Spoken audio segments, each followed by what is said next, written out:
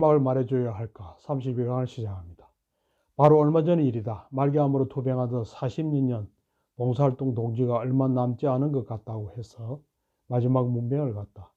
그런데 병실 입구에서 아내 되시는 분이 희망적인 이야기만 하라고 거듭 당부하신다 하여 약속대로 좋은 이야기만 하고 병실을 나섰다.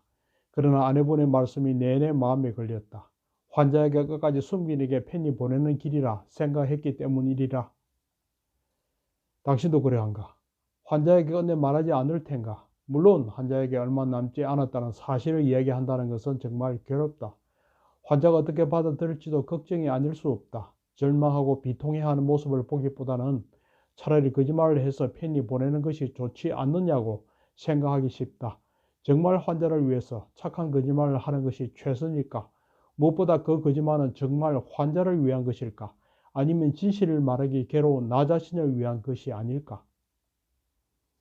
나는 정말 아내분과 동지에게 물어보고 싶었다. 평소 죽음에 대해 생각하였는지, 평소 죽음 준비를 하였는지, 죽음 준비를 하였다면 환자가 진실을 알아야 할 권리가 최우선이며 진실을 어떻게 받아들일 것인가의 문제는 환자의 몫으로 여기게 될 터이다. 죽음 준비 여부에 따라 죽음 수용 여부가 결정될 수밖에 없다. 다른 모든 걸 차치하더라도 죽음에 대한 준비를 할 수 있는 이생의 마지막 기회, 그 천재 1호의 기회, 그 천금의 기회를 갖기 위해서라도 환자는 진실을 알아야 한다. 이게 관련 전문가들의 공통된 결론이다. 기실 알고 보면 산업화 이후 인간의 죽음은 초라하고 쓸쓸해졌다. 노인들은 정든 집을 떠나 병원에서 생을 마친다. 요양병원으로 옮길 때 많은 노인들이 가족으로부터 버림받았다고 생각한다. 거기서 생면부지의 타자와 섞여 생의 마지막 고비를 맞게 된다. 그렇다고 노인 돌봄을 모두 가족에 맡길 수도 없다. 아이 하나 키우는데 사이가 거들여야 하는 것과 마찬가지로 노인 돌봄도 제도적 지원이 필수적이나 이날은 아직도 제반 여건과 인프라 구축이 태부족하다. 결국 돌봄 도덕은 대부분 여성에게, 가족에게 돌아가게 마련이다. 그대 사전 연명의료 의향서를 작성하였는가?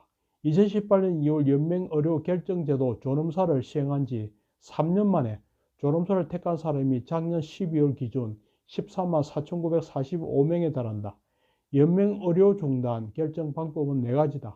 본인이 연명의료 계획서나 사전 연명의료 의향서를 작성한다. 가족이 부모 의사를 추정하거나 전원 합의한다. 아직도 가족 전원 합의가 31%에 달한다. 가족 전원 합의는 트라우마를 남길 수도 있다. 당사자가 사전에 결정하는 것이 가장 바람직하다.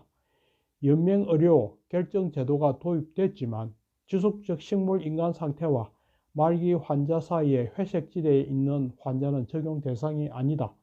우리도 대만처럼 이런 환자를 연명의료 중단 대상으로 검토할 시기가 도래했다.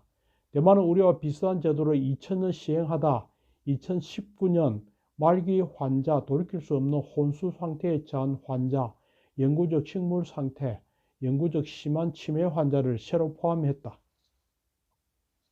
어리석게도 인간은 죽음을 앞둔 순간에서야, 그때서야 비로소 삶의 소중함을 깨닫고 용기를 낸다. 실존주의 심리치료에서는 죽음에 직면할 때 개인의 삶이 얼마나 큰 변화를 겪는지 이야기하며 삶을 위해 죽음을 역이용하기도 한다. 실존주의 심리치료를 쓴 얄롬은 삶의 마지막 며칠 동안에 그가 평생 살았던 이전의 어떤 것보다 훨씬 더 높은 통합의 단계를 달성한다는 거다. 남은 그 며칠은, 그 몇십 분간은 티베트 사자이서의 지적대로 자신의 평생을 파노라마 사진처럼 펼쳐본 후 비로소 절실한 참여와 진솔한 반성의 시간을 갖기 때문이다.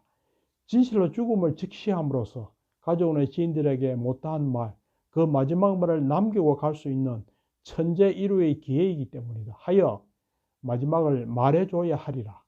이상 강의를 마치겠습니다. 영상의 시청에 감사합니다.